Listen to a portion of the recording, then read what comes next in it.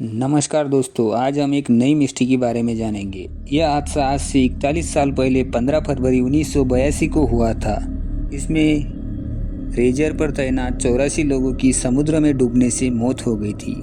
वहीं राहत और बचाव कार्य के दौरान 3 गोताखोरों की भी जान चली गई थी। दुनिया के अलग अलग देशों में समुद्र में आपने कई त्रासदी और बड़े हादसे के बारे में सुना होगा।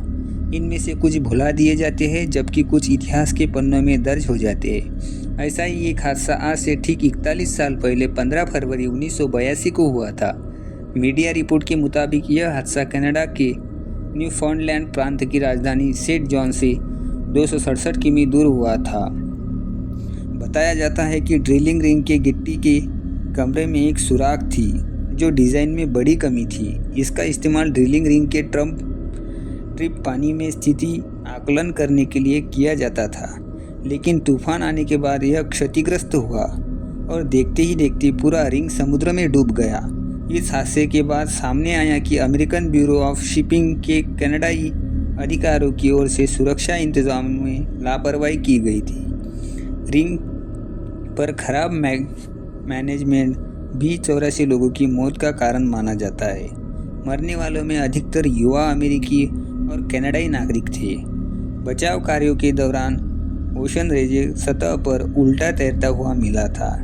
जिस समय समुद्र में तूफान आया, उस वक्त ग्रैंड बैंक्स पर 3 सेमी काम कर रहे थे। ओशन रेजर अपने तीसरे हाइबेनिया कुएं पर, जबकि सैकड़ों 706 उत्तर पूर्व में 13.6 किमी 8 मिली दूरी पर व्यस्त था और जपाटा युगलैंड उत्तर में 31 किमी स्थित था। इसमें पहले 14 फरवरी 1982 को इन रिंगों को समुद्र फॉरेस्टर की ओर से तूफान के बारे में चेतावनी दी गई थी। हालांकि इस रिंग मैनेजमेंट ने नज़रअंदाज कर दिया। दूसरी ओर तूफान के 2 दिन पहले मेक्सिको की खाड़ी शुरू हो चुका था। इसके बाद यह न्यूफाउंडलैंड की ओर ताकत के साथ बढ़ रहा था। 14 फरवरी 1982 को यह सेंट जॉन्स के पास पहुंच गया।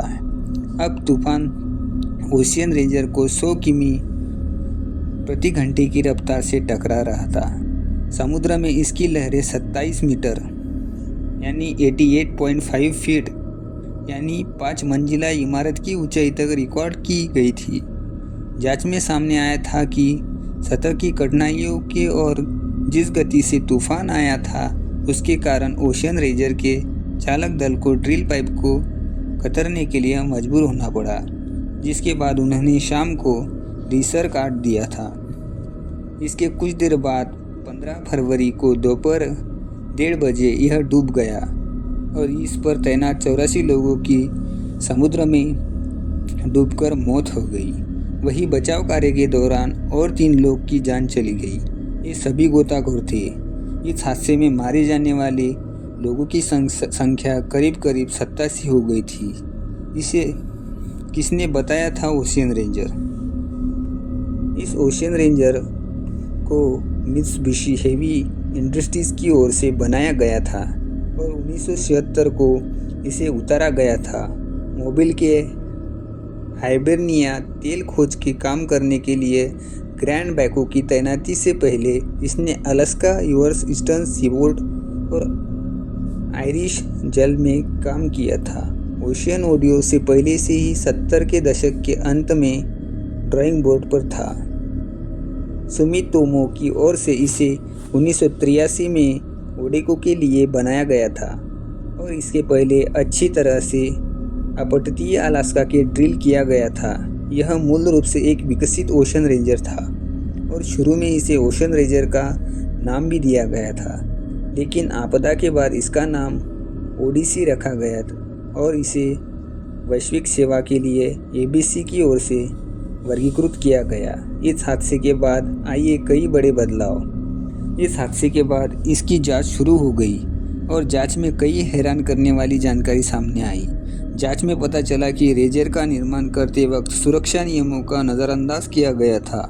इस हादसे के बाद सुरक्षा से जुड़े कई अहम फैसले लिए गए, जैसे 1985 में कनाडा न्यूफाउंडलैंड अपतटीय पेट्रोलियम बोर्ड का निर्माण किया गया।